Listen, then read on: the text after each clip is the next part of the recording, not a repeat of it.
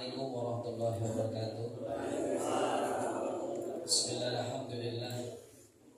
Nahmaduhu wa nasta'inuhu wa nastaghfiruh wa na'udzu billahi min syururi wa min sayyiati a'malina may yahdihillahu fala mudilla lahu wa may yudlil fala hadiya lahu. Asyhadu an la ilaha illallah wa asyhadu anna Muhammadan abduhu wa rasuluhu la nabiyya ba'dahu. Allahumma shalli ala sayyidina Muhammad wa ala alihi wa sahbihi ajma'in. Bapak-bapak para jamaah salat Arafah, mobil khusus DKM salat Arafah, Bapak Yudi dan juga orang tua kita Bapak Haji Suhaimi selaku Ketua RW 03 09 Bapak Hidayatullah, guru kita yang mulia Mukarram Bapak Kiai Haji Nabi bin Kiai Ahmad, PRT Bapak Mada, Bapak Ustaz Zulyamin, Pak Jai, Sekjen itu Bapak Imam Mawati, Ketua Masjid dan Musholah yang tergabung, Ta'lim Al-Marboh yang dimuliakan Allah Subhanahu wa Ta'ala. Alhamdulillah pada malam hari ini kita masih bersama-sama menikmati nikmat yang Allah berikan, yaitu nikmat sehat walafiat, nikmat sehat, nikmat panjang umur, nikmat kesempatan pada hari ini kita bisa berkumpul bermuajahah di mushola Arafah dalam rangka taklim malam Rabu keliling yang alhamdulillah bertempatan di RW 09 yaitu RT 05 RW 09. Alhamdulillah tidak terasa buat kita ya, baru kemarin di mushola Darul Muslimin sudah ketemu lagi di mushola besok di Alisan nasi itu pakai jengkol. Kalau lagi paling murah. Alhamdulillah, semoga pada sehat semua, banyak umur, semoga selamat ya. Penting mah sehat dulu ya, masalah duit mah gampang belakangan. Yang pada ngomong ini aja kalau punya duit. Dan mudah-mudahan kita semua Allah senantiasa memberikan kesehatan buat kita semua, banyak umur untuk menuntut ilmu dan menuntut ilmu dan mencari keridhaan dari Allah Subhanahu wa Ta'ala. Insyaallah nanti malam Rabu yang akan datang di mushola Arisan, saya akan ngomong sama Kiai di Hanafi bahwa setiap akhir pertemuan ini kita kasih dua kali supaya nanti peredaran daripada guru-guru kita itu bisa bertempat yang belum ditempatin gantian gitu, supaya apa? Supaya tidak jenuh. Ada yang ngomong, kok saya dihadapi lagi, kok saya komen lagi, kan begitu. Kalau kita sandur kan enak, kopi aja kalau nggak diaduk enak nggak kira-kira? Kalau buat saya enak, nggak baik. Tapi yang enak diaduk, jangan banyak-banyak, supaya apa? Supaya manisnya kurang, pahitnya juga kurang, jadi sedang gitu. Udah datang ke kita Bapak Ustaz Muhammad tadi.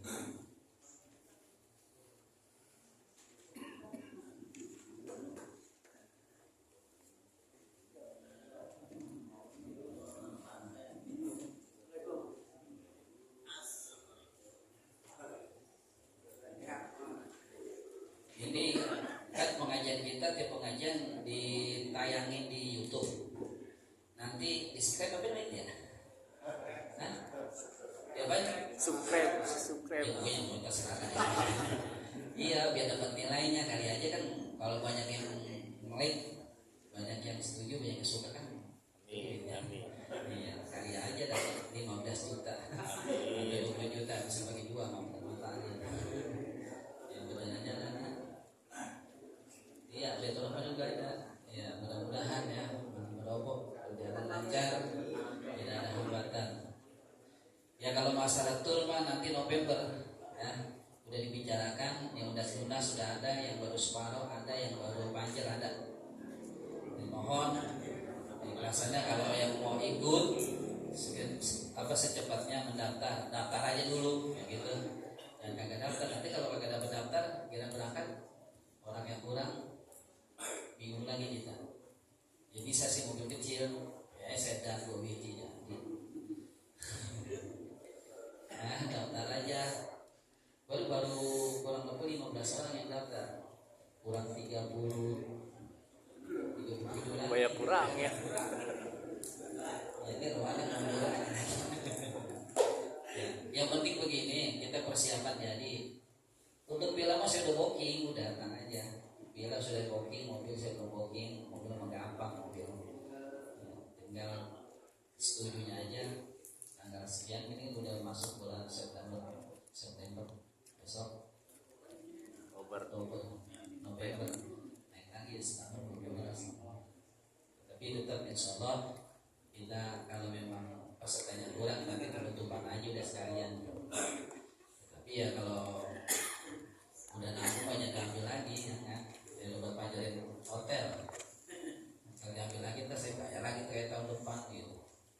Jadi bapak-bapak sekalian, pada malam hari setelah kita ngaji nanti 2 kali dengan alisan. Nanti setelah itu baru arwah untuk Pak Kiai Haji Makaram, Bapak Kiai Haji Hanafi yang aja nanti di arwah supaya kita kebagian giliran biar ada siklus udara dan suasana biar kita tetap yang mengajar kita berjalan dengan lancar. Mari kita baca Fatihah wabil khusus buat para wakaf daripada musala Arafah, donatur yang telah meninggal dunia, mudah-mudahan melapangkan kuburnya, siap kuburnya Allah nanti diberi rahmat dari jannah. Yang kedua, buat para donatur yang pada sehat, mudah-mudahan panjang umur, murah rezekinya, dimudahkan segala urusannya. Dan juga kita yang hadir pada malam hari ini, mudah-mudahan senantiasa diberi kesehatan oleh Allah Subhanahu wa Ta'ala. Al-Fatihah biniat ila hadratin Nabi Mustafa Rasulullah sallallahu alaihi wasallam. Al-Fatihah. Bismillahirrahmanirrahim. Alhamdulillahirabbil alamin arrahmanirrahim. Iyyaka na'budu wa iyyaka nasta'in ihdinas siratal mustaqim siratal ladzina an'amta 'alaihim ghairil maghdubi 'alaihim waladdallin.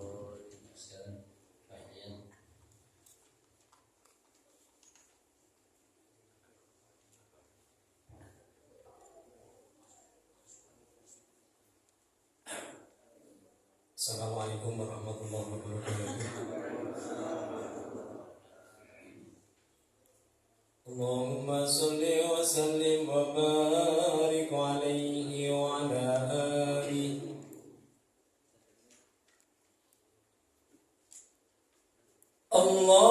Allahumma salli wa sallim. Allahumma salli wa sallim wa zid wa adim wa alim wa tafaddal wa barik bi jalalika wa kamalika ala zaidi ibadika wa ashrafi ubadik as'adil arabi wal ajam wa imamil tayyibati wal haram wa tarjumani bilisanil qidam wa manba'il ilmi wal hilmi wal hikmati wal hikam abil qasim sayyidina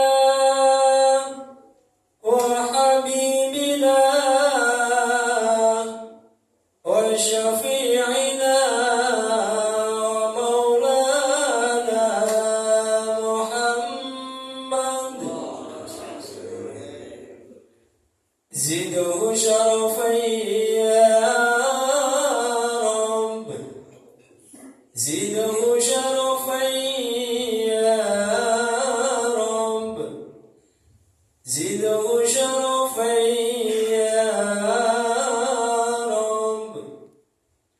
يا رب كرما وتعظيما ورفعة ومحبة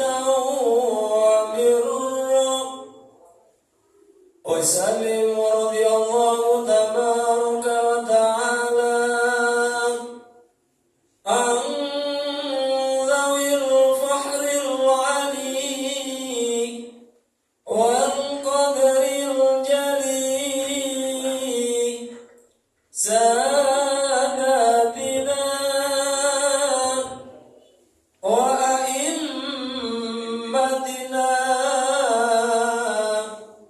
وموالينا أبي بكر وعمر وعثمان وعلي وعن بقية الصحابة وقرابة رسول الله صلى الله عليه وعليهم أجمعين والحمد لله رب العالمين.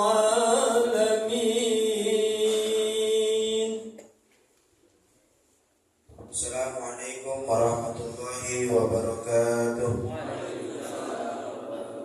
Ya Rabbi bil Mustafa balligh maqasidana waghfir lana ma madha ya wasi'al karami. Ya Rabbi bil Mustafa balligh maqasidana waghfir lana ma madha ya wasi'al karami. Lam yahtalim qattu taha mutlaqan abadan wa ma tata'aba aslan fi mada zamani. Ya Rabbi bil Mustafa balligh maqasidana waghfir lana ma madha ya wasi'al karami. وقلبه لم ينم والعين قد نعست ولا يرى ظله في الشمس ذو بطن. Ya Rabbi bil Mustafa balligh maqasidana waghfir lana ma madha ya wasi'al karami.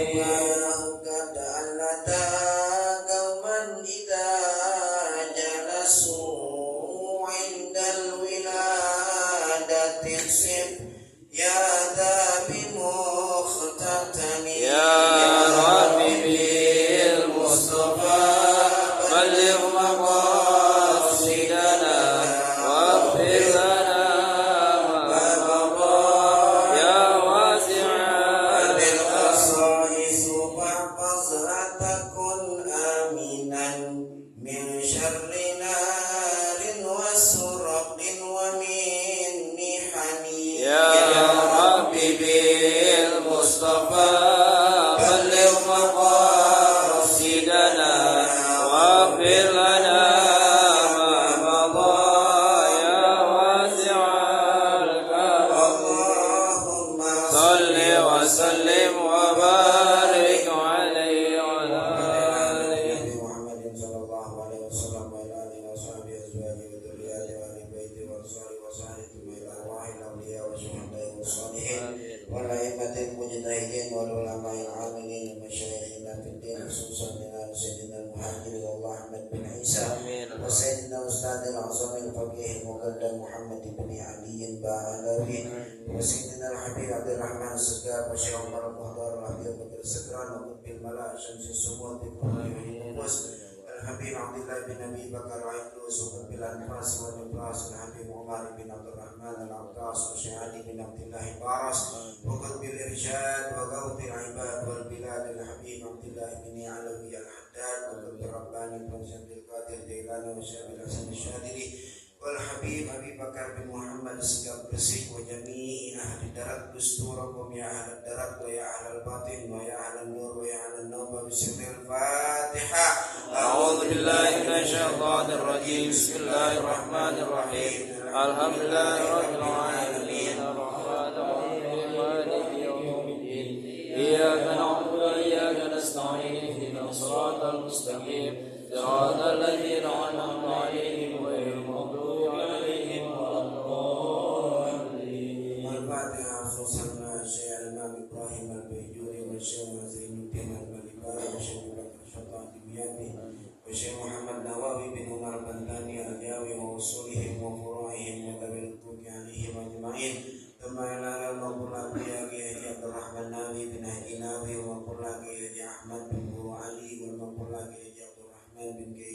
Ahmad bin Guru Ali, wal maghfur lagi Haji Muhdati bin Yusuf, wal maghfur lagi Haji Mustafa Hadi bin Hadi wa usulihim wa furu'ihim wa dhawil huquqi alaihim ajma'in, thumma ila arwahi walidina wa walidikum wa masyayikhina wa masyayikhikum wa muallimina wa muallimikum wa dhawil huquqi alaina wa alaikum wa jami'al muslimina wal muslimat wal mu'minina wal mu'minat. Adkhilillahumma ala al-jami' fi kuburihim ar-rawha wal-rayhan wal-nusrata wal-ridwan wal-bisharata wal-aman bijiwarika fi rafi'il jinan innaka karimun mannan. Wa ila hadratin nabi Muhammadin sallallahu alaihi wasallam. Al-Fatihah. A'udzu billahi minasy syaithanir rajim. Bismillahirrahmanirrahim. Alhamdulillahirabbil alamin. Arrahmanir rahim. Maliki yaumiddin. Iyyaka na'budu wa iyyaka nasta'in. Ihdinas siratal mustaqim. Siratal ladzina an'amta 'alaihim ghairil maghdubi 'alaihim waladdallin. Amin. Bismillahirrahmanirrahim. Alhamdulillahirabbil alamin. Wassalatu wassalamu ala sayyidina wa maulana Muhammadin wa ala alihi wa sahbihi ajma'in, amma ba'd. Fakana al-imamul muallif rahimahullahu ta'ala wa adaman naf'abihi wa bi barakati ulumihi wa bikum fid daraini amin. Qala radhiyallahu anhu wa yajibu fi haqqihi ta'ala al-ilmu. Wajib secara akal pada zat Allah Subhanahu wa ta'ala. Apa yang wajib? Al-ilmu, yaitu bersifat ilmu. Apa itu sifat ilmu? Wahia, yaitu sifat ilmu, sifatun adalah satu sifat, qadimatun, yang terdahulu. Sifat ilmunya Allah Ta'ala ini saudara qadimah. Qadimah itu terdahulu, tidak diawali oleh ketiadaan. Jadi memang adanya Allah Ta'ala bersifat ilmu itu ya memang udah ada sejak dulu. Kalau ilmu yang kita punya saudara, dari yang kagak tahu kemudian tahu, jadi nggak tahu lagi. Dulu waktu habis lahir dari rahim ibu kita udah ngerti tentang sholat belum? Wudu udah ngerti belum? Ngaji sama guru ngaji, jadi tahu, jadi tahu. Entar kembali lagi kepada ketidaktahuan. Apa itu kembali kepada ketidaktahuan kita? Yakni saat kita menghadapi sakaratul maut. Kalau ba'dul ulama, sebagian ulama itu bilang ilmu yang ada di dalam hati tidak akan hilang saudara meski saat sakaratul maut, tapi ilmu yang disimpan di otak itu akan hilang saat sakaratul maut. Jadi sedang kita sakaratul maut itu ilmu yang ada di otak hilang semuanya. Makanya dinamakan ilmu itu bukan ilmu bikathrotir riwayah. Banyak riwayat, kola ini, kitab anu, jilid anu, halaman anu, bukan itu. Itu disimpan di otak semua. Ilmu yang gak bakal hilang itu adalah ilmu yang ada di dalam hati, terpatri di dalam hati, terukir di dalam hati kita. Maka itu ilmu gak bakal hilang meskipun nanti kita wafat. Atas sakaratul maut nanti kita gak bakal hilang itu ilmu. Kayak ada beberapa cerita-cerita orang sakaratul maut itu gak mesti ditalkin, udah bisa baca la ilaha illallah. Ini menunjukkan bahwasanya selama dia hidup, la ilaha illallah itu bukan ada di otak dia. La ilaha illallah sudah ada di dalam hatinya dia, terpatri di dalam hati dia, udah mendarah daging di dalam hati dia, sehingga saat sakaratul maut tanpa dibimbing pun dia sudah bisa ucap la ilaha illallah. Ini menunjukkan bahwa la ilaha illallah sudah mendarah daging dalam tubuhnya dia, saudara. Tinggal kita bagaimana itu la ilaha illallah masuk gak ke dalam hati kita.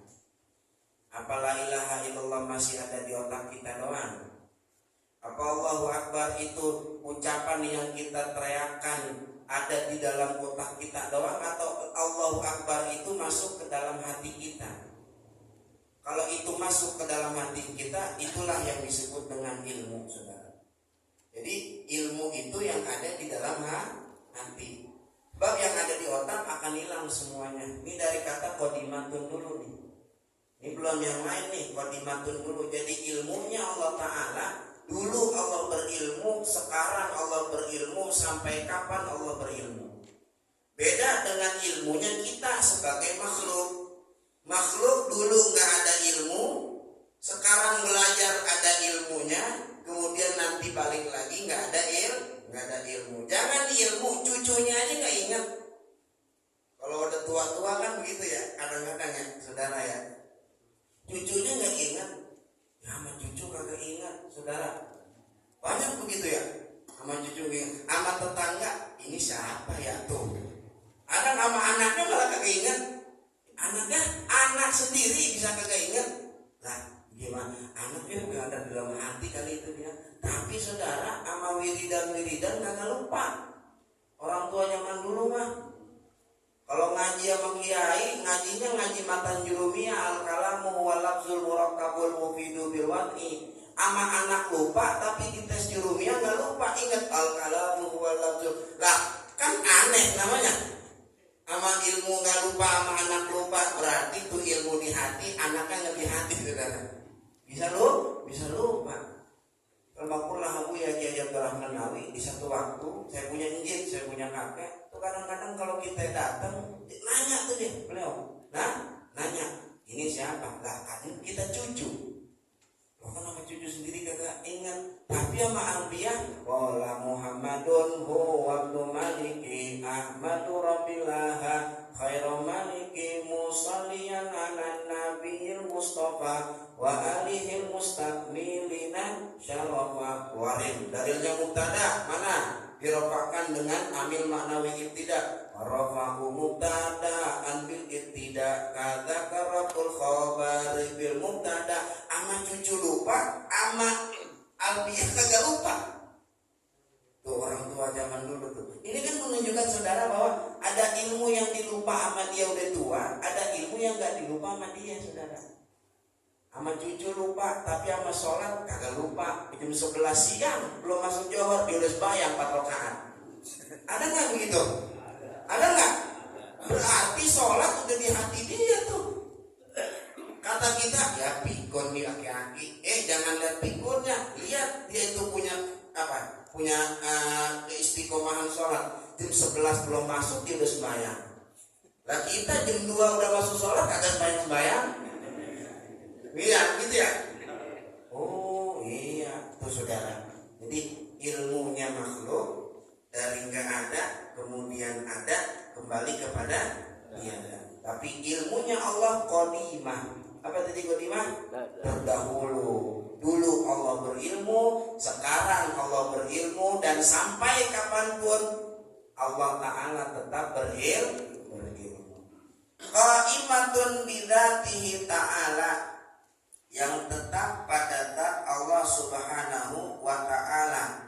Ya'lamu bihal asya'a, yang Allah mengetahui pihak dengan itu sifat. Apa yang diketahui Allah? Al-asya'a, yaitu perkara-perkara, seluruh perkara. Al-asya' di sini maksudnya nih saudara, awas. Segala sesuatu, apaan sih maksudnya segala sesuatu? Di dalam Al-Quran kan Allah Ta'ala juga berfirman tuh, innallaha bikulli syai'in alim. Allah Ta'ala terhadap segala sesuatu alim, maha mengetahui. Mengetahuinya Allah terhadap segala sesuatu, tuh segala sesuatu yang dimaksud apa? Begitu.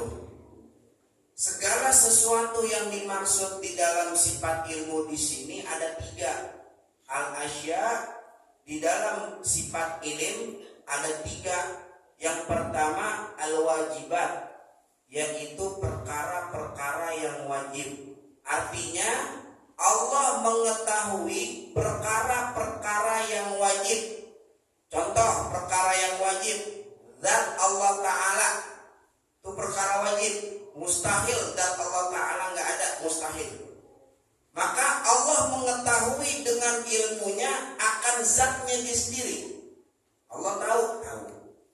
Kita kan selama belajar tauhid zat Allah Ta'ala nggak kebayang bagaimana. Ada nggak yang ngebayangin Allah Ta'ala zatnya itu gimana? Dulu masih kecil mungkin bisa ngebayangin kali. Nerka-nerka pas udah ngaji sama guru tauhid salah ternyata terkaan kita. Itu nggak kebayang zat Allah Ta'ala gimana ya? Nggak punya mata, nggak punya hidung, nggak punya kuping, nggak ada kepala. Bagaimana tuh zat Allah Ta'ala? Kita masih nerka-nerka, kita jahil di dalam itu, nggak tahu. Tapi Allah Ta'ala tahu zatnya dia sendiri. Allah Ta'ala tahu. Itu namanya ilmu Allah berkaitan dengan kewajiban, yaitu barang yang wajib. Yang kedua yang dimaksud al-asya adalah al-mustahilat, barang yang mustahil ada. Contohnya apa? Sekutu bagi Allah Subhanahu wa Ta'ala. Tuhan selain Allah Ta'ala itu mustahil adanya. Maka Allah mengetahui Tuhan selain dia jika diciptakan seperti apa Allah Ta'ala tahu. Oh mustahil itu. Allah Ta'ala mengetahui sifat apa? Perkara yang mustahil. Seperti contoh ada Tuhan selain dia, Allah Ta'ala tahu. Entar bakalan gak beres nih alam kalau ada Tuhan dua. Allah tahu. Atau seperti gini saudara, perhatikan nih. Mungkin itu agak sulit kali masuk ke dalam pikiran kita. Fir'aun meninggalnya, matinya suhul khatimah apa husnul khatimah? Suhul. Hah? Suhul. Kalian yang ngomong husnul? Suhul ya? Suhul khatimah. Berarti dengerin. Imannya Fir'aun itu barang mustahil. Mengapa? Orang mau matinya nggak bawa iman, berarti imannya Fir'aun itu barang yang mustahil. Allah Ta'ala tahu kalau seumpama Fir'aun itu beriman kepada Allah, tuh iman kepada Allah dari Fir'aun itu barang yang mustahil. Tapi Allah mengetahui barang yang mustahil tersebut. Allah tahu. Allah tahu tuh Fir'aun kalau beriman juga tahu kejadian nanti bagaimana. Abu Jahal kalau beriman itu kejadian nanti bagaimana. Allah Ta'ala tahu. Yang wajib Allah tahu, yang mustahil Allah Ta'ala tahu. Yang ketiga, Allah tahu tentang apa? Ya ini yang banyak nih saudara. Al-jaizat, yaitu barang yang boleh ada, boleh enggak. Itu jaizat namanya. Jaizat itu kalau kita boleh ringkas, makhluk selain Allah Ta'ala itu jaizat semuanya. Allah Ta'ala mengetahui barang yang jaizat. Seluruh yang ada kaitannya dengan makhluk Allah tahu. Baik tahunya itu secara ijmali ataupun tafsili. Apa ijmali? Ijmali itu artinya global, umum. Seperti Allah Ta'ala mengetahui bilangan kambing yang ada di alam dunia. Allah tahu nggak? Tahu secara umum. Dan secara tafsil, secara perinci Allah Ta'ala tahu jumlah rambut atau bulu yang ada pada kambing di seluruh dunia. Allah tahu. Itu tafsir namanya. Contoh lagi. Ini musola Al-Arafah. Kalau ada tukangnya masih hidup, boleh kita tanya ntar saudara. Tukangnya masih hidup yang bangun nih. Orang tahu ya? Kagak tahu ya? Kalau udah meninggal atau masih hidup. Kalau emang ada kita tanya. Dulu tukangnya nih waktu bangun musola Al-Arafah, tahu nggak jumlah pasir yang dibutuhkan buat bangun musola? Kata kulinya nggak tahu, mau hitungin. Yang penting mau gue dapat duit, gue bangun musola aja. Jadi dia mah nggak ngitungin. Yang bikin aja nggak tahu saudara. Apalagi kita yang bantuin kagak. Tapi Allah Ta'ala tahu jumlah bilangan pasir yang dibuat untuk musola Arafah. Allah tahu itu secara tafsir namanya. Paham nggak tuh gitu? Jelas ya? Allah tahu secara terperinci, secara umum bilangan manusia yang hidup di alam dunia. Allah tahu, itu umum namanya. Dan Allah tahu pula jumlah rambut yang ada pada diri manusia sealam dunia dari Nabi Adam sampai hari kiamat. Allah tahu itu secara tafsir terperinci namanya. Nah kita aja nih kalau ditanya Ada berapa jumlah bulu rambut yang ada pada tubuh kita? Jawabnya apa kita, saudara? Nggak tahu tuh. Kita yang punya aja kita nggak tahu. Tapi Allah Ta'ala tahu itu semuanya, saudara. Tahu Allah Ta'ala. Itu namanya jaizat. Barang yang terkait dengan makhluk, apapun yang ada kaitannya dengan makhluk, Allah Ta'ala tahu. Taunya Allah itu secara pasti, secara jelas, secara zahir. La yakhfa alaihil khafiyah. Tidak samar atas Allah Ta'ala sesuatu yang samar. Nggak ada yang samar buat Allah Ta'ala. Kalau kita masih bisa ketipu, kekecoh sama yang samar-samar, saudara, ya. Kenalan perempuan di Facebook, lihat foto profilnya cakep, diajakin ketemu, diajakin kawin, pas ketemu bopeng mukanya, saudara. Tuh kegocek kita tuh, kagak tahu. Tapi Allah Ta'ala itu nggak, ilmunya nggak kayak kita. Allah Ta'ala ilmunya itu tahu secara pasti yang samar ataupun yang tidak samar. La yakhfa alaihil khafiyah. Nggak ada yang samar buat Allah Subhanahu wa Ta'ala. Sebagai mukmin mu'taqid, sebagai seorang mukmin yang berkeyakinan Allah punya sifat ilmu, dengan ilmunya itu Allah tahu segala perkara yang terkait dengan makhluk, maka kita mesti yakinin, saudara, kita mesti yakinin dan kita hindarkan bahwa kita melakukan maksiat tidak dilihat Allah Ta'ala. Itu mesti dihilangin. Orang yang mukmin mu'taqid, dia yakin Allah Ta'ala bersifat ilmu, gak mungkin dia melakukan maksiat. Gak mungkin, baik zahir maupun maksiat batin. Kenapa? Karena dia yakin saat dia melakukan maksiat, Tuhannya lihat. Saat dia lakukan maksiat, Tuhannya masih lihat. Iya ya, gua ngelakuin maksiat zahir, Allah melihat. Gua lakuin maksiat batin, Allah Ta'ala lihat juga. Maka sebagai mukmin yang berkeyakinan Allah bersifat ilmu, tidak ada kesempatan bagi mukmin tersebut untuk melakukan maksiat, baik maksiat zahir ataupun maksiat batin. Maksiat zahir mah banyak, judi itu maksiat zahir, enggak sholat maksiat zahir, ya. Maksiat batin bagaimana, Ustaz? Yang enggak kelihatan sama orang. Depan orang senyum-senyum, di belakang mah gedeg banget. Ada yang begitu di sini? Gue pakai banyak lagi.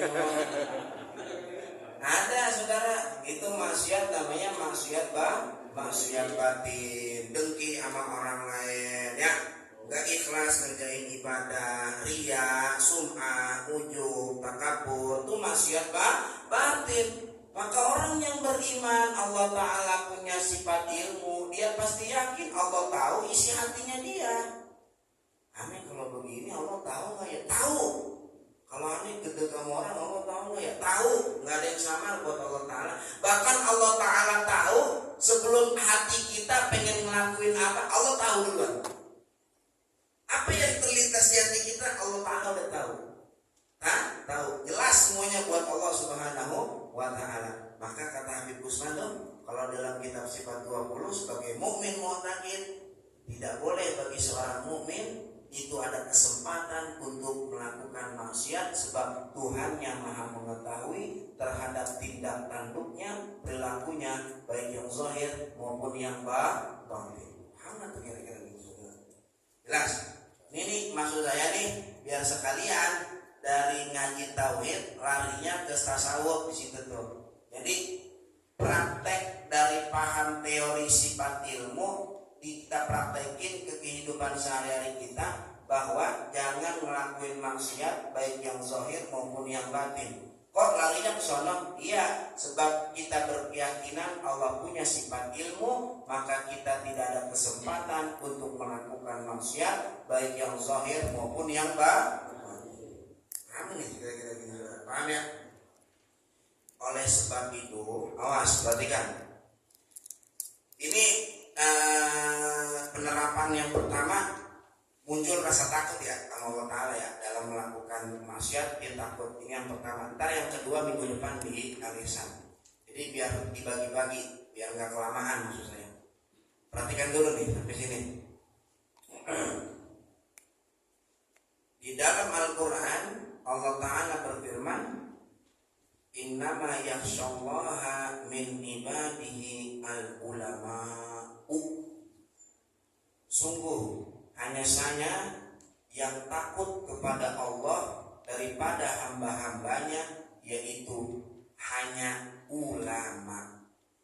Jadi kalau kita lihat Quran, hakikat atau definisi ulama itu adalah orang yang di hatinya punya rasa takut kepada Allah Ta'ala, itu dia ulama.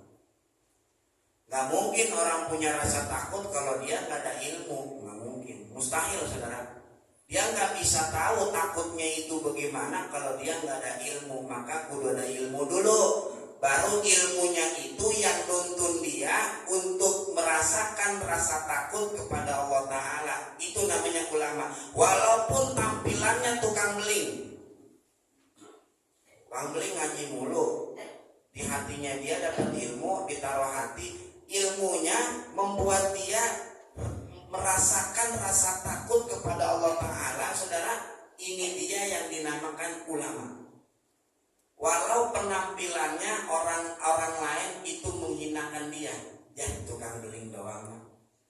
Sama kita, bukan orang yang penampilannya pakai imamah, pakai sorban, pakai gamis, tapi ilmunya tidak membuat dia merasa takut kepada Allah Ta'ala. Bahkan dengan ilmunya dia malah justru berani nantang Allah Subhanahu wa Ta'ala. Ini secara zahir orang panggil kiai, padahal bukan kiai.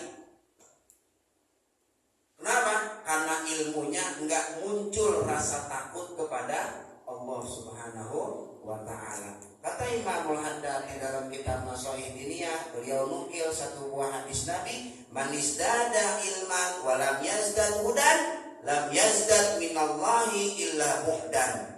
Siapa orang yang nambah ilmunya tiap hari, ngaji tiap hari, seminggu 7 kali dia ngaji, saudara. Kitab bawa yang berjilid-jilid, sampai yang 17 jilid dibawa sama dia. Orang tanya, mau mana bang? Ngaji, wah tuh. Ya, tapi kan begitu ya. 7 hari ngaji tiap hari, saudara. Dia nambah ilmu tiap hari, tapi walam yazdad hudan. Dia nggak dapat petunjuk dari ilmunya, arti petunjuk dia nggak makin takut sama ilmunya, tuh saudara. Kata Nabi, lam yazdad minallah illa bu'dan. Nggak bertambah dia dari Allah Ta'ala, melainkan makin jauh dari Allah Ta'ala. Orang yang ilmunya banyak tapi sering ngelakuin maksiat, nggak nambah dekat, justru malah makin jauh sama Allah Subhanahu wa Ta'ala.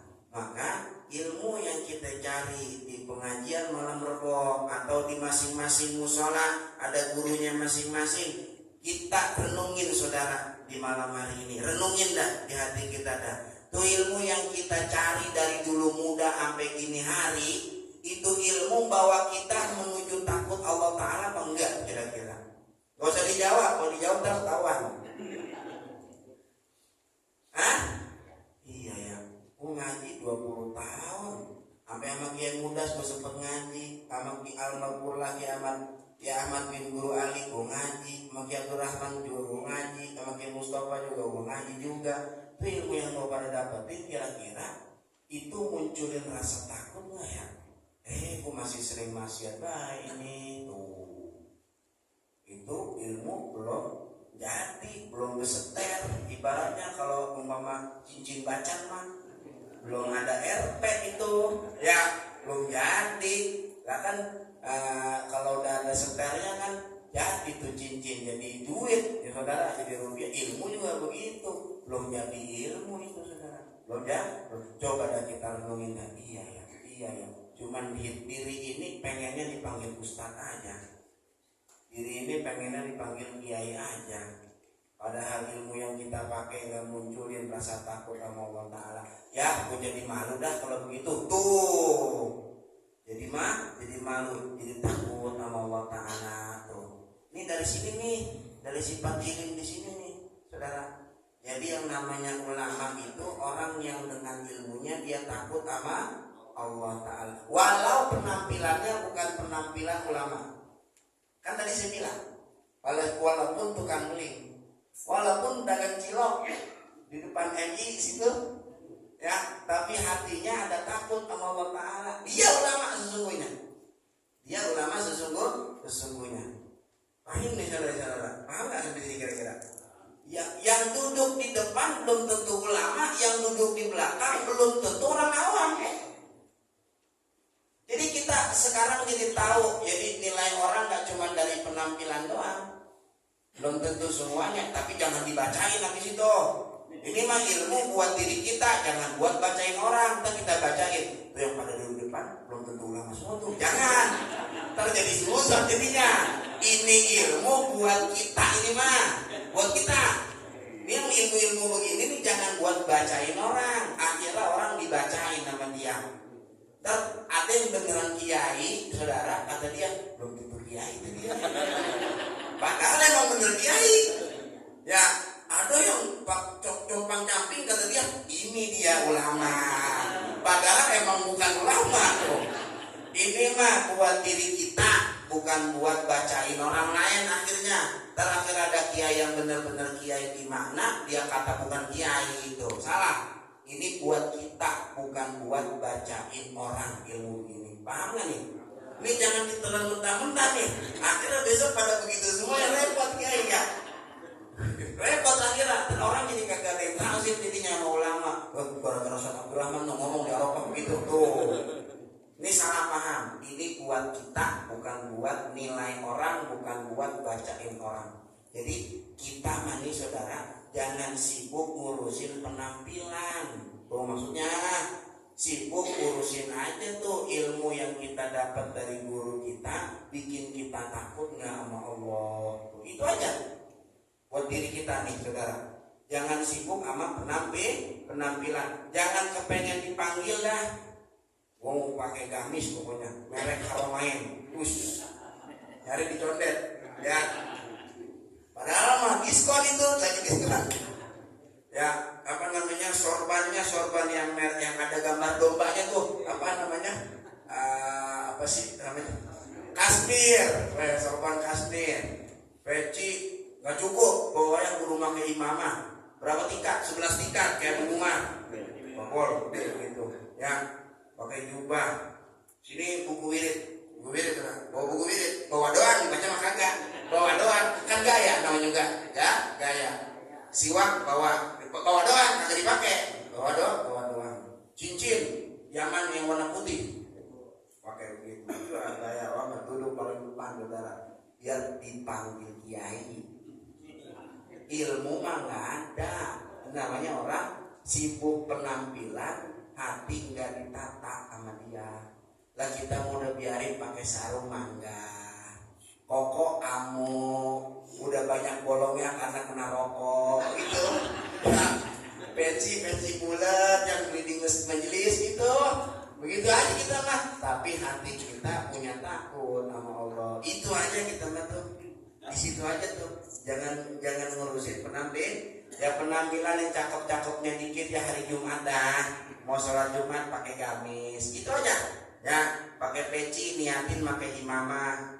Kan kalau hari Jumat katanya sunnah pakai imamah. Nah, emang sunnah pakai imamah. Aneh besok pakai imamah ya. Dulu, bentar. Imamah di zaman sekarang bukan kayak imamah di zaman dulu. Imamah zaman sekarang itu buat nandain orang alim atau tidak. Kalau zaman dulu orang yang di pasar juga pakai imamah, saudara. Kalau sekarang enggak. Perbedaannya orang yang alim dan yang tidak itu pakai imamah atau tidak. Kalau kita bukan orang alim, cukup pakai peci itu berimamah namanya. Kata Habib Abdurrahman Al-Masyhur di dalam kitab Bughyatul Mustarsyidin, itu beliau mengatakan termasuk watahsulu aslus sunnati fil imamah qalan suah. Di qalan suah dapat pahala sunnah pakai imamah, pakai peci. Jadi ini peci termasuk imamah. Pas kita mau berangkat ke masjid salat Jumat, aku niat sunnah memakai imamah. Itu kata Habib Abdurrahman Al-Masyhur, ini imamah juga termasuk. Kalau pakai imamah benar imamah satu gang masjid semuanya pakai imamah semua bayar. Akhirnya masjid Ridwan pakai imamah semuanya. Keren tuh. Orang khotib jadi getar juga mau khutbah di situ. Wah, kiai semua nih gitu. Padahal mah kagak semuanya gitu. Wah, kiai semua. Jangan saudara.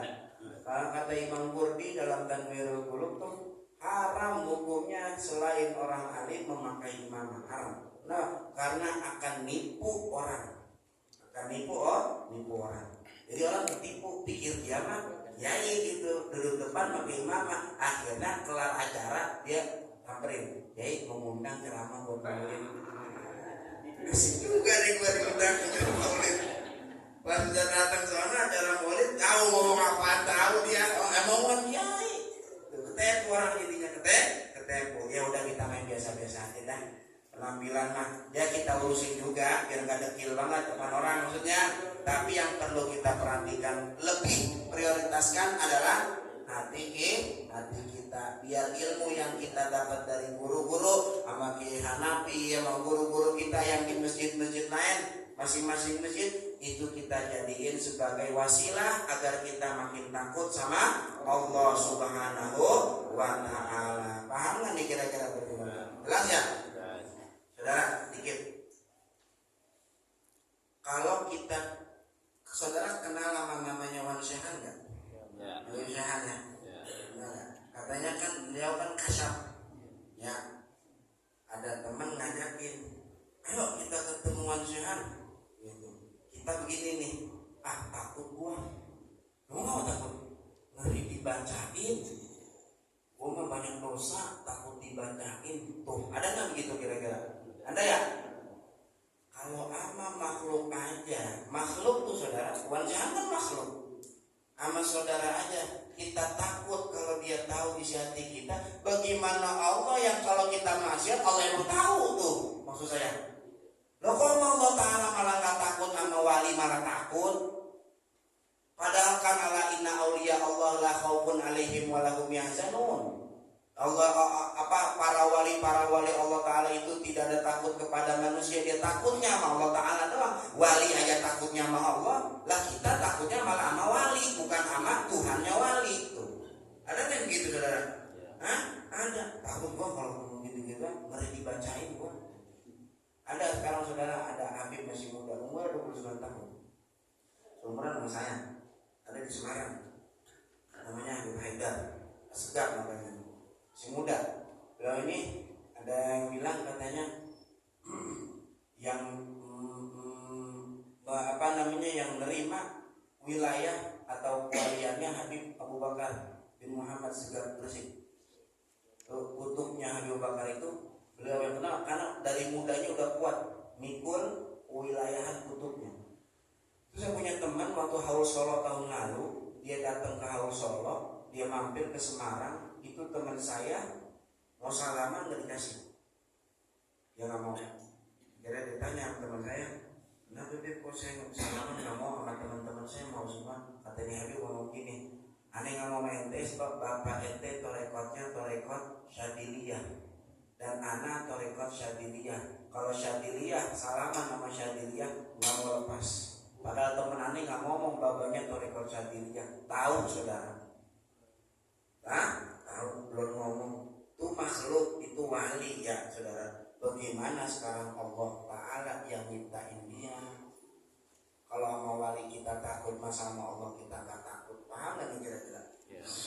Ada emang orang yang begitu? Ada, mesti kita yakinin. Kan Allah Ta'ala, Rasulullah bersabda, Allah Ta'ala berfirman di dalam hadis qudsi, Allah Ta'ala bilang, la yazalu abdi yataqarrabu ilayya bin nawafili hatta uhibbahu. Hambaku senantiasa mendekat kepadaku dengan ibadah sunnah. Awas, kalau ibadah wajib mah emang itu udah kewajiban kita. Tapi ini hamba nggak cukup dengan yang wajib, dia tambahin dengan yang sunnah. Kata Allah Ta'ala, orang yang begitu senantiasa ngamalin yang sunnah-sunnah hatta uhibbahu, ana cinta sama dia. Kata Allah, faida ahbabtuhu, kalau ana udah cinta sama makhluk, ini Allah yang bilang nih dalam hadis qudsi. Kalau Allah udah cinta sama makhluk, Allah bilang, kuntu sam'ahul ladzi yasma'u bih, aku akan menjadi pendengaran dia. Wa basarahul ladzi yubsiru bih, aku akan menjadi penglihatannya dia. Wa yadahul ladzi yabtishu biha, aku akan menjadi tangannya dia. Wa rijlahul ladzi yamshi biha, aku akan menjadi kakinya dia. Jadi wali-wali itu dia pada jadi wali karena ngamalin sunnahnya itu istiqomah, sehingga matanya dia adalah matanya Allah Subhanahu wa ta'ala. Makanya jelas bagi dia dikasyaf orang hatinya, saudara. Ya, kok makhluk bisa melihat hati orang? Ya itu karena lantaran mujahadah dengan ibadah sunnahnya dia. Suatu hari, saudara, Sayyidina Ali bin Abi Thalib mimpi di dalam malam harinya, di dalam tidurnya, beliau mimpi bahwasanya saat beliau sholat subuh di masjid Nabi, saat itu Nabi udah wafat. Saat itu yang menjadi khalifah adalah Sayyidina Umar bin Khattab, Amirul Mukminin Sayyidina Umar bin Khattab. Sayyidina Ali mimpi Rasulullah ngimam min sahabat di masjidnya, Sayyidina Ali jadi makmum. Setelah sholat subuh selesai, Sayyidina Ali keluar dari masjid. Tiba-tiba ada perempuan bawa nampan isinya korma. Ini perempuan ngomong ke Sayyidina Ali di dalam mimpinya, kasihin Rasulullah hadiah dari anak. Sayyidina Ali datang ke dalam masjid lagi, ngasih ke Rasulullah hadiah dari perempuan di luar, ya Rasulullah. Rasulullah nyuapin Sayyidina Ali di dalam mimpi tersebut. Saat itu suapan masuk, Sayyidina Ali merasakan itu korma manis luar biasa. Enak banget nih korma. Hingga Sayyidina Ali bilang ke Nabi, ya Rasulullah tambahin, enak kormanya. Saat Rasulullah mau nambahin, tiba-tiba Sayyidina Ali bangun tidur. Mimpinya berberes. Kenapa? Udah ada masjid. Ada di masjid kumandang, bangun Sayyidina Ali, berangkat ke masjid. Yang sholat imamnya adalah Umar bin Khattab, Amirul Mukminin. Keluar Sayyidina Ali dari masjid sholat subuh, di dalam keadaan sadar udah. Di depan ada perempuan bawa nampan isinya korma. Dibilang sama ini perempuan, kasihin Umar bin Khattab, Amirul Mukminin, hadiah dari sana. Dibagi kepada Umar, Umar kasih hadiah kepada Ali, disuapin Sayyidina Ali bin Abi Thalib. Ali nyicipin itu korma manis, kata Ali bin Abi Thalib, tambahin ya Amirul Mukminin, enak kormanya. Apa kata Umar bin Khattab? Ya Ali, kalau saja Rasulullah nambahin di dalam mimpi ente, aku tambahkan lagi kepadamu. Adil, kata Sayyidina Ali, aneh gak ngomong, kok tahu? Apa kata Sayyidina Umar? Innal mu'mina idza akhlasa qalbuhu yara bi nurillah. Mukmin kalau hatinya udah bersih, maka dia akan memandang dengan nurnya Allah. Maka dalam hadis, ittaqu firasatal mu'min fa innahu yanzuru bi nurillah. Takutlah atas firasat orang mukmin. Awas, mukmin di situ ada alif lamnya, saudara. Al mukmin di situ alif lamnya adalah ahli teknik. Yang ada di hati Rasulullah, mukmin yang dimaksud adalah wali. Jadi kalau takut akan firasat seorang wali, maksudnya bukan mukmin biasa. Kenapa? Karena wali itu yang zuru binurillah. Dia mandang dengan pandangan nur dan nur Allah Subhanahu wa ta'ala. Paham enggak nih kira-kira? Bahkan di Bangkalan waktu kecil sholat di belakang imam ketawa-tawa, ketawa-tawa. Kita kan kalau ada orang anak kecil berisik lagi sembahyang jamaah, rasanya kita pengen pukulin aja. Biar lo ntar lo habis sholat lo, biar lo tuh. Jadi sholat kita nggak wujud juga. Apa? Nang bocah pada berisik kan gitu ya. Biarin lo, ntar lo kenal lo sama gua lo. Biar padahal lagi mandek Allah Taala. Biarin ntar lo kenal lo, biarin ntar lo kenal. Nah ini imam begitu, saudara. Sayyidina Khalil Bangkalan ketawa-tawa berisik, gak khusyuk imam sholatnya. Selesai sholat diomelin, sholat bercanda-canda, tawa-tawa, diam belum sembahyang. Kata Sayyidina Khalil, habis lucu, ente kalau lagi sholat tiba-tiba di atas ente ada berkat. Jadi itu imam saudara lagi sembahyang mikirin berkat. Mengapa? Karena ada jadwal tahlil dia nggak sono. Jadi kebiasaan berkat gua, tuh. Tahu itu begitu ya? Itu saudara. Dah jadi malu tuh imam jadinya. Wah, malu nih gua jadi itu. Jadi malu. Sama Syaikhul Qadir Jilani begitu juga. Saat dia melihat orang satu masjid pada sibuk sholat sunnah, tahajud, sholat hajat, pas lagi subuh, habis sembahyang subuh, Syekh Abdul Qadir Jailani khotib apa ceramah. Kata Syekh Abdul Qadir, amma ba'du, singkat dari saya, ceramah dari saya, kata Syekh Abdul Qadir. Tuhan ente semua ada di bawah telapak kaki ana. Wassalamualaikum warahmatullahi wabarakatuh. Tuhan ente semua ada di bawah telapak kaki ana. Itu jamaah satu masjid merasa dihina Tuhannya di bawah telapak Syekh Abdul Qadir. Wah, penghinaan agama nih, penistaan agama nih, penjarain nih, begini nih, penjarain, penistaan agama. Oh, dipanggil sama koti, betul, ente bilang begitu, kata Syekh Abdul Qadir, betul nih ngomong begitu. Buktinya apa? Saat saya melihat mereka sedang pada sholat hajat dan sholat tahajud, saya lihat mereka semuanya itu mikirin dunia, mikirin dunia yang ada di bawah telapak kaki mereka, sehingga Tuhan mereka ada di bawah telapak kaki mereka. Makanya ngomong aja begitu sekalian, Tuhan ente ada di bawah telapak kaki. Kenapa? Mereka sendiri yang menghinakan Tuhannya. Oh, Tuhan diminta buat dunia mulu, kagak minta buat ilmu, gak minta buat keberkahan ilmu, ya itu maksudnya saudara. Paham gak tuh? Jelasnya gak? Jadi kalau mau wali aja dia pada tahu, maka bagaimana sama Allah Subhanahu. Nah, Romana udah pada lemes ini. Kalau udah pada lemes ya kita berhentiin udah. Ya, karena fikih juga belum kebaca sama kita. Ntar kita sambung lagi. Wallahu a'lam bishawab. Masuk ke fikih. Pamatmatun fastin syakun lil ittibai. Setelah kemarin kita bahas tentang sunnah wudu yaitu bersiwak, maka pembahasan sunnah wudu selanjutnya pamatmatun yaitu kumur-kumur. Kumur-kumur fastin syakun dan kemudian istinsyak. Istinsyak itu memasukkan air ke dalam hidung. Perhatikan saudara, di situ ada dua huruf fa. Fa yang pertama ada nempel pada kata matmadoh. Fa matmadoh untuk fa yang di awal. Fa yang kedua nempel pada istinsyak, maka baik fastinsyakun hamzah hamzah wasal. Gak dibaca. Fastinsyakun wazan istafala hamzahnya gak dibaca. Fastinsyakun. Nah, itu ada dua fa di situ. Awas katain. Kalau huruf fa di dalam ilmu nahwu itu litartib. Fungsinya menunjukkan tertib, artinya tertib. Dahulukan siwak, kemudian kumur-kumur, kemudian istinsyak. Maksudnya tuh. Maka pahamnya, mafhum, awas.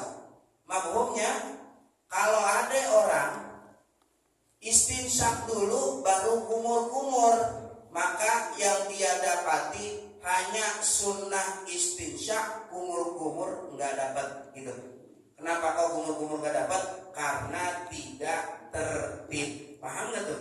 Ya. Jadi mesti tertib kalau mau dapat matmadoh sama istinsyak. Mau kumur-kumur dapat, istinsyak dapat, kudu tertib. Tertib bagaimana? Kumur-kumur dulu, baru istinsyak. Kalau dibalik, istinsyak dulu, baru kumur-kumur, maka yang dapat pahala sunnah hanya istinsyak. Kumur-kumur tidak. Paham kan nih sampai sini? Itu dari huruf fa. Bil ittibai karena mengikuti Rasulullah Shallallahu Alaihi Wasallam. Nabi ngajarin kumur-kumur masukin air ke dalam hidung. Bagaimana caranya matmadoh dan istinsyak? Nah, di sini dijelaskan oleh Syekh Zainuddin Al-Malibari wa aqalluhuma, awas. Cara yang paling kurang ini, aqalluhuma itu sekurang-kurangnya. Jadi kalau sekurang-kurangnya ada sesempurnanya. Jadi caranya ada dua nih saudara nih. Yang pertama paling kurang, yang kedua paling sempurna. Kata Syekh Zainuddin, cara yang paling kurang adalah isolul ma'i ilal fami. Garisin kalau yang bawa pulpen, isolul ma'i ilal fami di sini kumur-kumur maksudnya. Wal anfi di sini istinsyak maksudnya. Cukup masukin air ke dalam mulut dan hidung. Jadi dapat pahala sunnah kumur-kumur sekedar masukin aja tuh. Masukin doang, mampir doang tuh, keluarin. Kumur-kumur apa? Istinsyak begitu juga, air masukin ke hidung, langsung keluarin. Cukup begitu dapat pahala kumur-kumur, dapat pahala istinsyak. Ini cara yang paling kurang. Ustaz, kalau yang Anda lihat orang banyak yang kumur-kumur sampai kumur-kumurnya gitu. Ya, ada kan gitu? Ada yang masukin air ke hidungnya sampai dihirup, sampai koisum segini nih. Sampai mata kita sakit kan. Gitu tuh, ada yang gitu tuh. Gimana itu, Ustaz? Nah, ini berarti wala yustaratu fi husuli asli sunnati. Tidak disyaratkan di dalam terhasilkan pahala sunnah. Apa? Tidak disyaratkan idaratuhu, muter-muterin air di dalam mulut. Nggak disyaratin. Artinya kalau mau dapat pahala sunnah doang, nggak mesti harus muter-muterin. Cukup masukin air doang ke dalam mulut, nggak diputer-puterin, itu dapat pahala sunnah kumur-kumur. Filpami di dalam mulut, wamatjuhu dan melepehinnya minhu dari dalam mulut. Ini masih matmatoh. Kalau istinsyak, wanatruhu mencipratkan. Cipratin tau nggak? Tuh gitu tuh. Embur, yuk pakai hidung, di istinsyak nih. Gitu.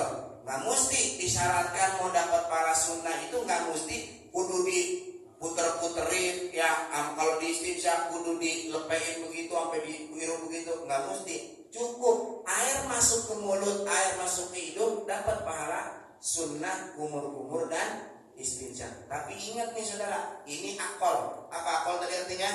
Sekurang-kurangnya. Memang kalau yang paling sempurna bagaimana? Bal. Akan tetapi ya, awas, tusannu disunahkan. Apa disunahkan? Disunahkan idaratuhu wa manjuhu wa natruhu. Itu 3. Disunahkan 3 itu tersebut. Artinya disunahkan di sini kalau mau cara yang paling sempurna tuh, maka kumur-kumur caranya puterin air di mulut, lepehin. Itu yang paling sempurna. Kalau sempurna berarti pahalanya lebih banyak apa lebih kurang dari yang paling kurang? Lebih banyak. Paham? Kumur-kumur kalau mau dapat pahala sempurna ya begitu caranya. Kumur-kumur puter-puterin, lepeh tapi dilepeh. Telan, jangan ditelan. Kalau hidung, hirup. Hirupnya jangan buru-buru, pelan-pelan aja. Sakit saudara. Ya kalau begitu apalagi nggak kebiasa. Pelan-pelan aja. Pelan-pelan baru cipratin pakai tangan kiri, keluarin segitu. Terus saat kita masukin istinsyak ke dalam hidung, terus sembarian kita bersihin upil tuh di situ tuh. Orang yang istinsyaknya rajin di lain waktu selain wudu pasti nggak kelihatan dia ngorek-ngorek hidung. Apa emang? Oh ya orang sholat 5 kali sehari, berarti kan ngorek-ngorek hidungnya berapa kali? Nah, berapa? Iya. Ngorek-ngorek hidungnya kan 5 kali, berarti itu kalau sholat doang. Kalau dia mau baca Quran, wudu lagi, kan gitu. Dia ngaji, wudu lagi. Maka hidungnya bersih. Kalau kita lihat orang ngupil sampai jempolnya masuk, saking enaknya kalau itu ngupil lah, jempolnya gue masukin tadi. Nah itu tanda saudara, berarti istinsyaknya dia nggak rapi lagi wudu. Oh kalau istinsyaknya benar, nggak di lain waktu kita nggak nemuin ada kotoran di dalam hidung kita. Kal mubalaghati seperti berlebih-lebihan. Fihima di dalam kumur-kumur dan istinsyak. Limuftirin bagi orang yang tidak berpuasa. Awas, arti muftir itu yang gak puasa. Kalau orang yang kagak puasa, sunnah tuh mubalaghah. Apa mubalaghah? Berlebihan dalam kumur-kumur. Kayak tadi tuh berlebihan namanya tuh.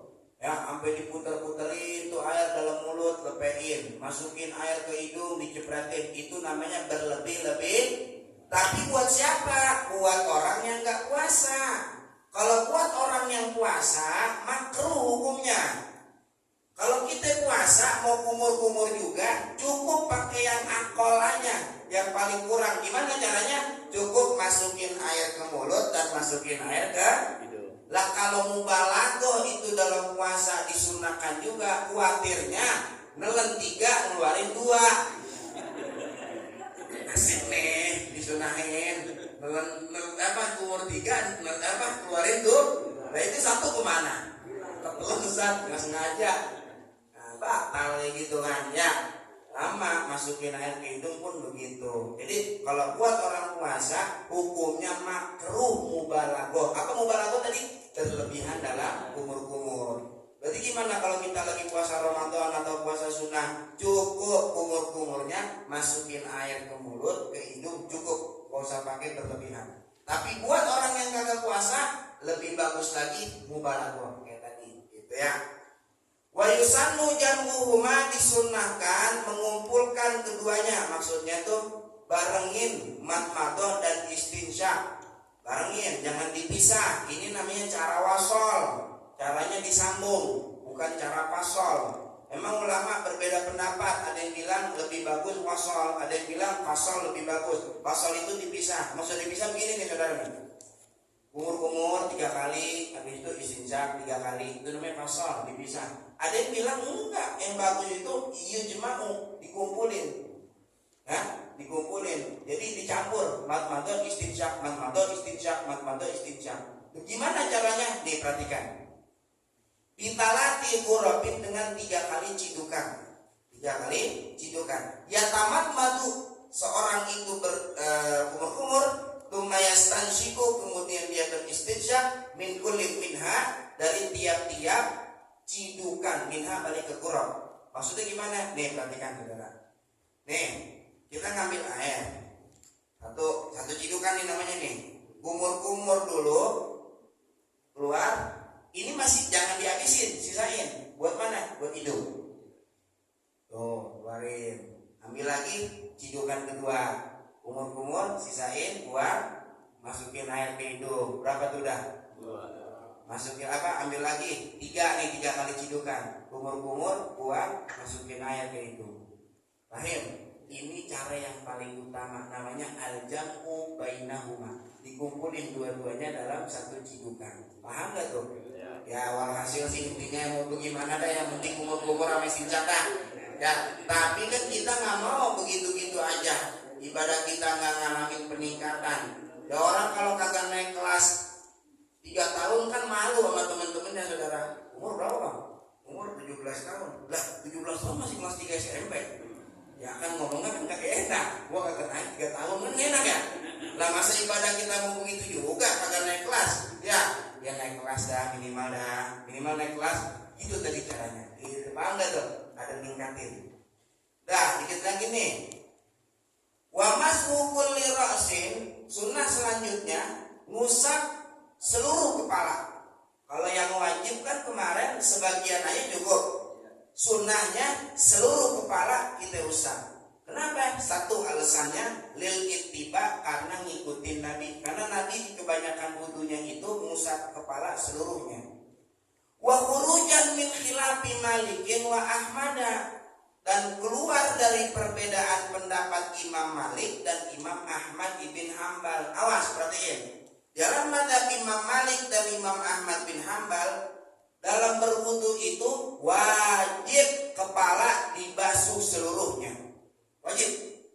Seluruh kepala wajib dibasuh. Mau punya rambut, gak punya rambut, pokoknya wajib dibasuh dalam madhab mereka. Nah, kita nih madhab Syafi'i kan cukup sebagian doang. Ya, khuruj minal khilaf, awas perhatikan. Keluar dari perbedaan pendapat. Ulama Maliki bilang wajib dan Hambali Syafi'i bilang gak wajib, tapi sunnah. Maka kita ambil tengah-tengah. Biar keluar dari perbedaan keduanya, kita ambil seluruhnya dah, kita usap. Mengapa? Kalau seluruhnya, saudara, perhatikan nih. Mazhab Syafi'i kita pakai, ya kan sebagian buat termasuk seluruh ya. Sebagian kita pakai di mazhab Imam Syafi'i, mazhab Imam Malik kita pakai. Jadi tidak ada peluang untuk menyakiti hati ulama. Jadi kedua pendapat kita pakai, itu namanya khurujan minal. Sama kayak sekarang ini kan malam Rebo Kasan ya. Rebo Kasan kan ya, besok ya. Rebo Kasan itu asalnya kan Rebo Pungkasan, saudara. Bahasa Jawa itu pungkasan artinya apa? Terakhir kan, jurus pamungkas. Jurus pamungkas berarti apa? Jurus terakhir. Pungkasan itu Rebo terakhir. Rebo terakhir bulan Safar. Ini Rebo Kasan. Kita disunahi, kita dianjurkan buat sholat di dafil bala 4 rakaat. Ya. Usolli sunnatan bidafil bala 4 rakaatin lillahi ta'ala. gimana Ustaz hukumnya sholat berpawakasan gitu, boleh apa kagak? Ini ulama beda pendapat saudara. Memang kalau di riwayat hadis nggak ditemukan hadis sahih itu berpawakasan, ada nggak ada? Ada satu hadis Imam Abdullah bin Abbas, tapi riwayat itu doib, sangat doib sekali, yang beliau katakan bahwasanya di Rebo hari terakhir bulan Safar turun penyakit-penyakit bala-bala. Ada juga dari ulama yang soleh, dia dapat ilham bahwasanya dia melihat Rebo hari terakhir Safar itu, hari Rebo terakhir Safar turun 320.000 penyakit. Besok nih 320.000 penyakit turun. Covid turun lagi gitu. Ada aja tuh varian baru, ada lagi nomor gitu. Turun yang kali ini hari Rebo Safar nih terakhir nih gitu. 320.000 penyakit. Maka di saat itu anjurannya minta perlindungan kepada Allah Ta'ala. Ulama bilang sholat tidak bala. Jadi tidak bala itu sebenarnya sholat hajat saudara. Tapi memang Nabi nggak ada ngajarin, Nabi nggak, sahabat nggak ngajarin. Bahkan Imam Ibn Hajar Al-Haytami dan para ulama-ulama fikih lainnya, Imam Romli ya, Imam Nawawi, Imam Rabi'i, itu mereka bilang enggak ada gitu-gitu, nggak ada. Padahal dia bilang, ulama bilang haram hukumnya malah. Haram hukumnya. Ada ulama lagi yang ngomong nggak apa-apa, mengapa orang selama tidak bertentangan dengan syariat, lah kan sholat hajat, mengapa kalau sholat hajat? Kan sholat hajat diajarin Nabi. Selama nggak bertentangan dengan syariat, maka boleh-boleh aja kita ngerjain gitu. Paham gak? Terus bagaimana kita menyikapinya Ustaz? Ya antum punya guru ngelakuin apa kagak? Kalau antum punya guru ngelakuin, ya ikutin guru dah. Kalau guru antum kagak ngelakuin, nggak usah ngelakuin. Kalau ada yang ngelakuin, ada yang kagak, nah ini keluar dari perbedaan. Gimana nih itu? Maka keluarnya dengan cara tidak melakukan. Paham gak? Tidak melakukan. Bukan berarti yang ngelakuin gak bagus, yang nggak ngelakuin juga nggak bagus, enggak. Masing-masing semua punya argumen. Jadi semakin tinggi ilmu seseorang, maka semakin dikit pula dia mengingkari ibadah orang yang lain. Dikit-dikit kagak nyalahin orang, dikit-dikit kagak nyalahin orang. Paham kan nih sampai sini saudara? Paham? Jadi saudara yang mau ngamalin berpawakasan amalin, yang kagak juga ya kagak apa-apa, nggak apa-apa. Nggak ada mau kagak mau sholat, ada mau sedekah aja ya monggo, nggak apa-apa. Malah ada hadisnya, as-shadaqatu tadfa'ul bala. Sedekah itu menolak bencana bala. Ya udah silakan amalin. Yang sholat silakan, yang kagak silakan gitu. Aneh kagak mau sholat, orang baca anak panjang banget, ini atau ini 15 kali, 17 kali ya, kulhu 5 kali gitu. Capek. Sedekah aja yang ringan, kita terserah ente udah boleh. Itu namanya khurujan minal khilaf. Paham kan nih sama dulu? Paham ya? Dah, dikit lagi nih. Wah, mau setengah 10 nih. Pak ini tasoro alal ba'di. Apabila seorang itu meringkas alal ba'di sebagian doang, maksudnya dia nggak mau ngusap kepala seluruhnya, sebagian doang. Anda mau sebagian doang, ya nggak apa-apa. Emang yang wajib disapihi sebagian doang. Maka kalau emang begitu, fal aula, yang paling utama ayakuna huwan nasiyatu. Di situ nasiyatu ya. Nasiyata boleh baca 2, terserah bebas. Anahu kal ankabut. Nahu itu kayak laba-laba. Ada jalurnya, yang penting ada argumen. Anahu kal ankabut. Boleh an-nasiyata, dia menjadi khobar dari yakun. Boleh an-nasiyatu jadi khobarnya huwa, maka jumlah ismiyah huwan nasiyah menjadi khobar daripada yakun. Yang paling utama kata Imam Zainuddin Al-Malibari, kalau orang mau sebagian doang, yang paling utama itu ngusapnya ngusap ubun-ubun, nasihat ubun-ubun. Aneh kagak mau ngusap seluruhnya nih, ya nggak apa-apa. Tapi kalau mau sebagian doang, paling utama ngusap di sini. Ya, kita bahkan kadang-kadang setelah kita ngusap kemana aja, ngusap ini belakang nih, gitu. Yang penting kan kepala. Iya memang benar, wajib memang di sini wajib juga kepala, kan ini kan masuk bagian. Cuman kata Muslimin, kalau emang mau sebagian doang, yang paling bagus yang diusap adalah itu. Paham tuh? Kalau orang mau ngusap sebagian doang, ini aja yang diusap. Paham? Yang paling utama. Perhatikan lagi. Wal aula fi kaifiyatihi, dan yang paling utama di dalam cara mengusap seluruh kepala, ini caranya nih. Ayatu ayadaihi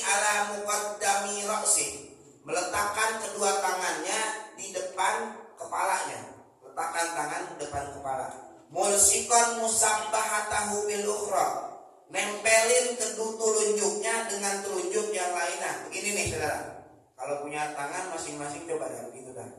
Terus wa ibhamaihi, dan kedua menempelkan kedua jempolnya ala sudghaihi, di atas di sudghah namanya nih saudara. Ini sudghah nih. Coba begini dah tuh. Gitu. Nah, kemudian jari-jarinya ikut, yang lain ikut. Nah, gitu.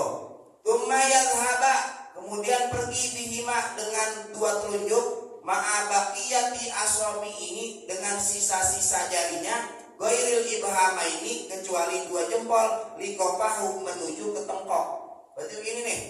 Nih caranya nih kalau mau mengusap seluruh kepala. Tuh. Nih jempol tetap di sini, jangan pergi sini tuh. Sampai belakang. Tuh. Paham enggak? Kalau kita kan asal-asalan aja. Gitu tuh.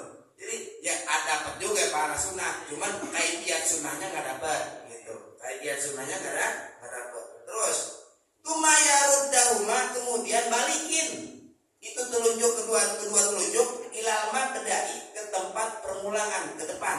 Udah nyampe tengkok, balikin ke depan. Syaratnya balikin ke depan, awas, in kana lahu sya'run yanqalib, kalau punya rambut bisa balik. Kalau botak jangan balik-balikin ke depan. Kalau punya rambut pakai balik-balikin, itu udah rata udah semuanya.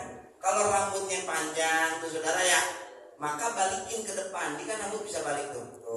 Tapi kalau pendek 1 cm, ya nggak usah pakai dibalikin ke depan. Cukup ke belakang doang. 1, ambil lagi air, usap lagi. 2, ambil lagi air, usap lagi. 3. Tapi kalau orang yang rambutnya panjang bisa balik. 1, belum dihitung 1 kalau belum balik. Balikin dulu. 1, tuh. Lagi 2, tuh. Lagi 3, tuh. Kalau begini, punya rambut bisa kebalik, begini doang, kagak dibalikin, belum 1 hitungannya. Harus sempurna, Wa illa, kalau dia nggak punya rambut yang balik, paliak tasir alat dihab, maka ringkas perginya doang. Tuh pergi begini, maksudnya pergi doang belakang tuh. Udah ringkas itu aja perginya belakang. Ini penting nih. Wa in kana ala ra'sihi imamatun, jika di atas kepalanya ada imamah. Ada imamah kan? Mudah-mudahan. Auqalan suatun, atau ada peci. Dia nggak mau lepas, tapi kepengen ngusap seluruh kepala. Bapak mau lepas peci? Itu timbang lepas doang aja susah banget. Nggak mau, surah gua ngomong. Atau imamah. Ya, gua pakai imamah nih, udah rapi banget nih. Depan kaca udah setengah jam nih gua pakai imamah. Sampai makainya setengah jam kan lama banget, nanti rapi banget ya. Kalau gua buka buat wudhu ngenain semua rambut dan semua kepala, sayang nih jadi berantakan. Ada yang mau lepas ah. Nah ini masalah nih. Kalau ada orang punya imamah, punya peci, nggak mau dilepas, saudara. Di atas, caranya gimana? Buat ngusap seluruh kepala. Nih Musanya kasih tahu. Tamama alaiha ba'da mashin nasiyati lil ittiba. Maka dia sempurnakan alaiha, atas imamah atau kolan suah, ba'dal mashin nasiyat, tapi setelah ngusap ubun-ubun lil ittiba, karena ngikut kepada Rasulullah Shallallahu Alaihi Wasallam. Maksudnya gimana? Nih perhatikan. Jadi syaratnya orang mau ngusap seluruh kepala, kalau di atasnya ada imamah atau ada peci, ada 4 syarat. Yang pertama, dia mesti harus ngusap bagian yang wajib dulu dalam kepalanya dia. Berarti ini yang wajib nih, diusap yang ini dulu. Ini dulu diusap, baru ke imamahnya dia. Gak apa-apa di imamahnya diusap, gak apa-apa. Ini masuk pahala sunnah. Tapi kalau dia udah ngusap imamah dulu, baru yang wajib diusap, ini gak dapat pahala sunnah, ngusap seluruh kepala. Paham gak? Yang kedua, syaratnya ngusap imamahnya harus bersambung dengan imamahnya dia. Jadi dari sini langsung kemari. Gak bisa begini nih, begini, ambil lagi, baru begini. Gak bisa, ini nggak mutasil namanya. Harus nyambung, gak ada pemisah. Yang ketiga, alla yakuna muharraman lidati. Peci atau imamah yang dipakai bukan yang haram. Emang ada Ustaz pakai peci haram, pakai imamah haram? Ada. Saat ihram. Orang ihram itu kan nggak boleh pakai penutup kepala. Kalau dia pakai penutup kepala haram namanya. Nah orang yang lagi ihram umpama dia mau lengkapin seluruh kepalanya pakai imamah, ini nggak sah. Nggak sah. Kenapa? Karena haram dia makainya. Paham? Yang terakhir, alla yakuna 'alaiha najasatun walau maqwan anha. Peci imamah nggak ada najis, walaupun najis itu dimaaf. Ini 4 syarat. Jual hasil saudara, intinya begini. Kalau mau imamahnya nggak dilepas atau pecinya nggak dilepas, caranya pertama usap dulu bagian yang wajib di kepala kita. Di sini ubun-ubun nih, habis di sini baru lanjut, jangan pisah, lanjut kemari. Walaupun di imamah yang kita usap nggak apa-apa imamah, terus ya, baik lagi ya, cukup paham caranya. Jangan besok ada orang butuh gitu kita begini, ih siapa yang ngajarin itu tuh? Siapa yang ngajarin? Lu ngaji di mana bang? Begitu, lepas dulu peci, baru usap seluruh kepala. Justru kita nanya gitu menunjukkan kebodohan kita. Kata yang disalahin dia senyum-senyum aja. Lu nyalain gua, lu yang salah. Lu nggak ngaji berarti. Dia udah ngaji di Al-Quran. Nah besok kalau ada yang gitu jangan nyalain orang gitu. Ya kalau kita mau jebak orang gitu aja gitu. Kita jebak nih, aku jebak orang gitu. Jangan juga ya juga orang.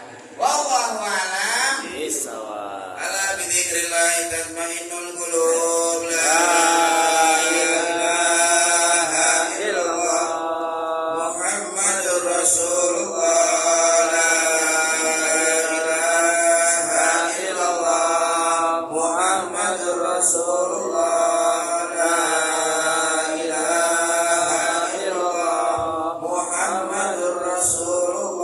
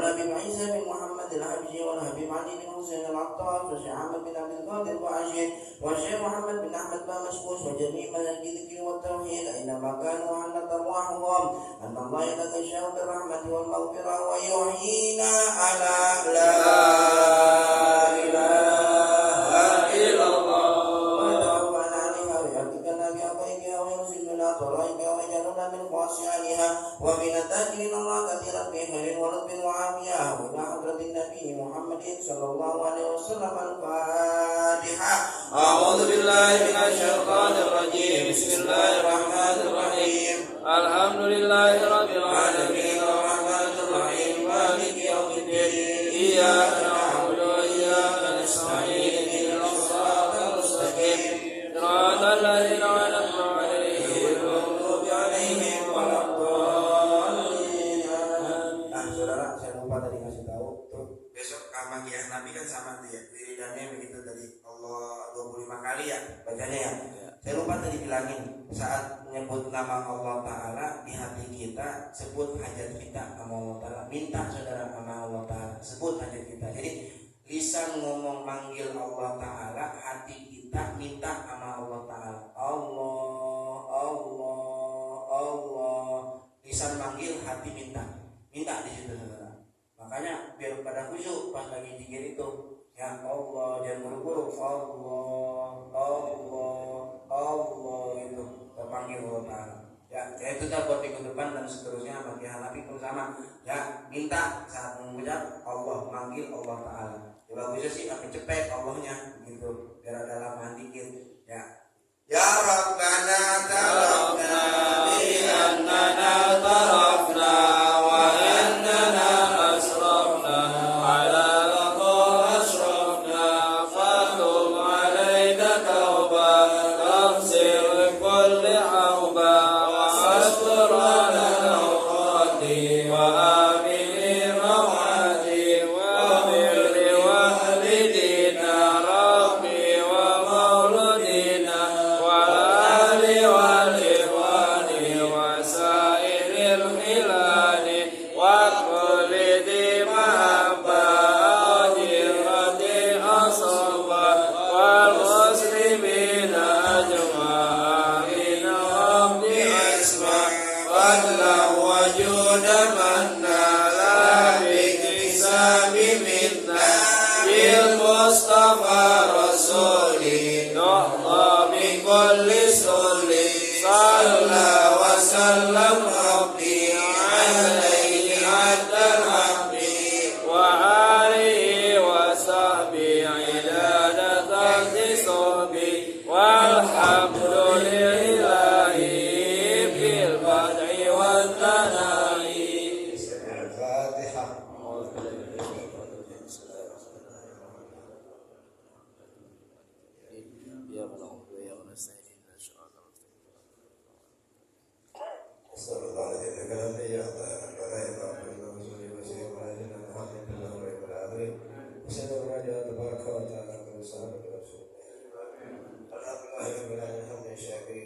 Al-Fatihah.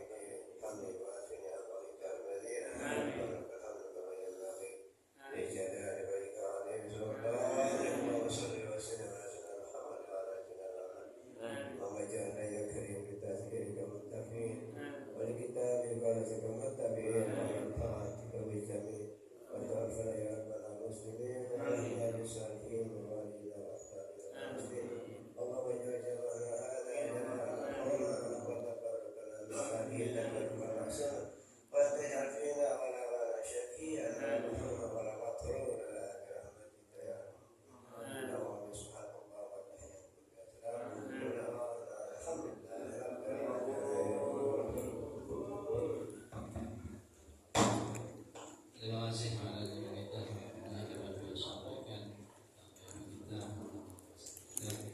Untuk selanjutnya